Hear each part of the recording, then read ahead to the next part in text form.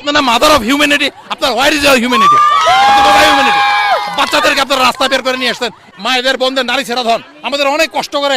এখন কিন্তু 10টা-12টা ছেলে পেলে কেউ নেয় না ভাই, একটা দুটা, বলছেন হারাধনের একটা দুটো ছেলে পেলে, তাও যদি গুলি করে মেরে দেন আপনাদের স্বার্থের তাগিদে। আরে ভাই স্বার্থ ত্যাগ করেন না, কিছু স্বার্থ ত্যাগ করেন। কেন কোটা মুক্তিযোদ্ধা আছে, ঠিক আছে, এদেরকে মেধার প্রশংসা করেন, মেধাকে মূল্যায়ন করেন। আপনি এইভাবে ছাত্ররা মরবে কেন? এই দেশ ছাত্ররা স্বাধীন করেছে। রাজাকার বলে, তাহলে মুক্তিযোদ্ধারাই ট্যাক্স দেয়, আমার বাবা কেন ট্যাক্স দিবে? আপনারা কোথায় তার মান সম্মান রাখলেন? আপনি কেন গান্ধী হতে পারেন না? আপনি কেন এদের পিছনে এখন আমাদের ঘুরতে হচ্ছে? একটা স্টুডেন্টের পিছনে, একটা বাচ্চার পিছনে আমার 3-4 জন গার্ড আসছে। আপনারা মনে করেন এরা অল্প সংখ্যক, এই 20-25 জন, 100-200 গার্ডিয়ানরা আমরা চতুর্দিকে ছড়িয়ে আছি। এই যে পানি নিয়ে আমরা এদেরকে প্রোটেকশন দিচ্ছি। কয়জনকে মারবেন গুলি করে আপনি? হ্যাঁ, আপনার স্বরাষ্ট্রমন্ত্রীর কোনো জ্ঞান নাই, আক্কেল নাই, গুলি করলো তার বিচার নাই। আপনি বললেন বিচার বিভাগে তদন্ত হবে, কি তদন্ত করবেন আপনারা? কয়টা বিচার করেছেন এই পর্যন্ত? আরে ভাই, ধ্বংস হওয়ার জন্য একটা মশা যথেষ্ট। নমরুদ ধ্বংস হয়েছিল একটা মশার জন্য, আপনি কি ধ্বংসের পর্যায়ে যাবেন? হ্যাঁ, হত্যার নিন্দা জানাই, আমাদের সন্তান মারা যাক আমরা চাই না। আমাদের এই যে আমাদের সমস্যা, এটা যে সমস্যা, কিছু অবিবেচক জাফর ইকবালের মতো যারা বুদ্ধি প্রতিবন্ধী তারা এই অর্ধেক কথাটা প্রচার করে, তাদের কথাটা পুরো প্রচার করেন না। অর্ধেক কথা নিয়ে নাচেন কেন? আপনাদের বিবেক নাই, গান মানে আপনারা বিবেক নাই, আপনাদের কাণ্ড জ্ঞান নাই, পড়াশোনা করেননি। কি বলতেছে যে কে রাজাকার রেজাকার, পুরা স্লোগানটা আপনারা শোনেন, তারপরে আপনারা মন্তব্য করেন। উনি বলে দিলেন ঢাকা ইউনিভার্সিটিতে আমার আর স্টুডেন্ট দেখতে মন চায় না। এই স্টুডেন্টদের দেশ, ছাত্র ছাত্রীর দেশ। 52 ভাষা আন্দোলন কে করেছিল?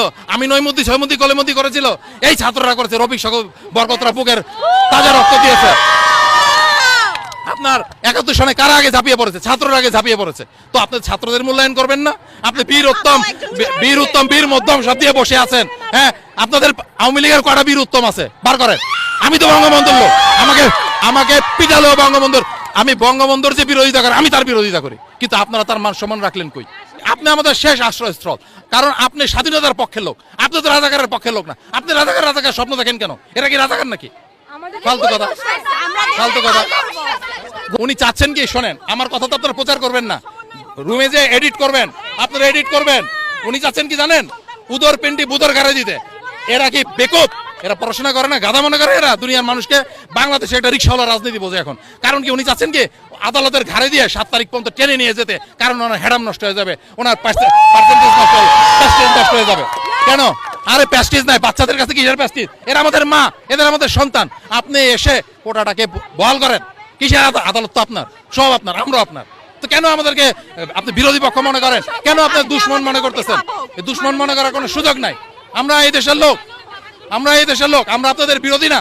কিন্তু আপনি কি করলেন? এই জেনারেশনটা পুরোটা 12টা বাজিয়ে দিলেন, যার নাম করে দিলেন। এরা আপনার পক্ষে কোনো কথা বলবে? আপনার তো এখন ছাত্রলীগে এরা ঘৃণা করবে। আমি তো চাই আমার বাচ্চা ছাত্রলীগ করুক, কারণ কি স্বাধীনতার পক্ষে শক্তি, কিন্তু আমার বাচ্চাকে আমি কি জবাব দেবো? কতটুকু ভীত হলে দাঁড়ান, দেখেন এটা প্রধানমন্ত্রীর নলেজে নাই। প্রধানমন্ত্রী এই যে যা করতেছে, তার সন্ডা পান্ডা কতগুলো কুলাঙ্গার মন্ত্রী আছে, তারা করতেছে। প্রধানমন্ত্রী কিন্তু অমানবিক না, তার কান পর্যন্ত যায় না। কারণ কি? কেন নেট কতটুকু দুর্বল দেখেন, তারা নেট বন্ধ করেছে। এদেরকে ভয় পাচ্ছে, বাচ্চাদেরকে ভয় পাচ্ছে। নাউজুবিল্লাহ মিন জালিক। কেন ভয় পাবে বাচ্চাদেরকে? এদেরকে বুকে টেনে নিতে বলেন প্রধানমন্ত্রীকে, সরাসরি বলেন যে আপনি বের হয়ে আসেন গণভবন থেকে, এসে বলেন যে মা বাবা আমরা তোর পাশে আছি, তোরা আমাদের সন্তান। এটা কিসের রাজাকার? আপনি গুনেন না, আপনি এত সুমারি করতে পারেন, এত কিছু করতে পারেন, রাজাকার বের করতে পারেন না? আপনি গড়পড়তায় সবাইকে বলে দেন রাজাকার। সে চেয়ারে বসে কিভাবে আমাদের সাধারণ জনগণকে, আমরা তো রাজাকার, আমরা চাচ্ছি না কিছু না। ওয়েট, যখন মুক্তিযুদ্ধ হইছে তখন তো আমরা ছিলাম না, তাহলে এখন যখন মুক্তিযুদ্ধ অনেকে মারা গেছে, তাই না? দেশটা কাদের জন্য রেখে গেছে? আমাদের জন্য রেখে যায় নাই? আমাদের এই ফল কেন পাইতে হইতেছে? আমরা ছাত্ররা, আমরা আন্দোলনে আজকে কেন করতেছি? আমাদের অধিকার কারে নিছে? এই মুক্তিযোদ্ধাদের নাতি মুতিরা খাইতেছে, ওরা তো মারা গেছে সেই কবেই। তাহলে ওদের বংশবিস্তার হলে ওরা কি খাইতেই থাকবে? আমরা কিছু পাবো না? আমরা দেশের জনগণ না? আমরা মেধাবী না? আমরা পড়াশোনা করি না?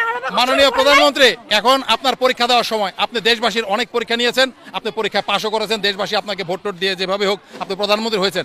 এখন আপনার পরীক্ষা দেওয়ার সময় আপনি কি জনগণের পক্ষে, এই শিশুদের পক্ষে, না আপনি দস্যু হারমাত রাজাকারদের পক্ষে? আপনি প্রমাণ করেন, আপনি কার পক্ষে, আপনি প্রমাণ করেন। আমরা চাই না আপনাকে বলুক, আপনাকে খারাপ কথা বলুক, আমরা চাই না। আপনি বঙ্গবন্ধুর সন্তান, আপনি অনেক কিছু হারিয়েছেন, কিন্তু এখন কি এদেরকে হারাবেন নাকি?